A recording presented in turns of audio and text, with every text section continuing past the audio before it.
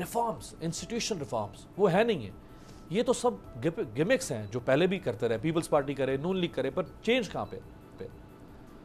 دیکھیں میں یہ سمجھتا ہوں کہ اس ملک کے اندر دو چیزوں کی بہت سخت ضرورت ہے جو 1947 سے ہم نے ٹوٹلی اگنور کیا. اس کی وجہ سے آج پاکستان کے یہ حالات ہیں. One is education and the other is health care. اس دونوں چیزوں کو ہر گورنمنٹ نے، چاہے وہ ملٹری ہے یا پولیٹیکل ہے، they have all ignored these two areas. You cannot build a nation if it is not healthy and if they are not educated. اب یہ جو آپ دورے دیکھ رہے ہیں پرائم منسٹر صاحب کے، یہ وہی ہے جیسے شہباز شریف صاحب کرتے تھے. there is no difference in that.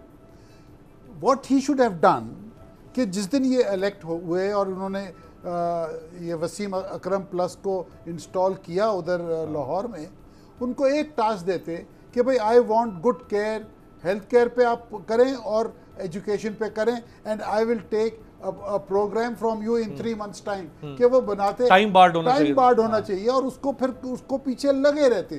And let me tell you, Punjab chief minister وہ doctor Yasmin Rashid, she is a very capable lady and she can deliver. مجھے نہیں پتا ایجوکیشن منسٹر وہاں کا کون ہے، but overall the chief minister is responsible.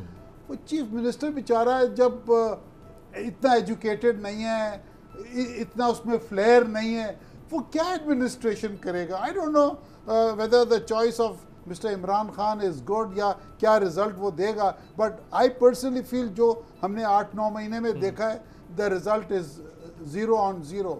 So I don't think so under the leadership of mister Buzdar Punjab میں کوئی ترقی ہوگی.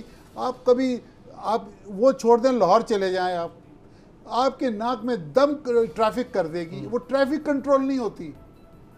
دیکھیں نا، یہ تو سب ایڈمنسٹریشن کا کام ہے. Lahore is your provincial capital. I mean things have to be organized in Lahore. There is nothing there. Subscribe کریں اور بیل دبائیں تاکہ کوئی خبر رہ نہ جائے.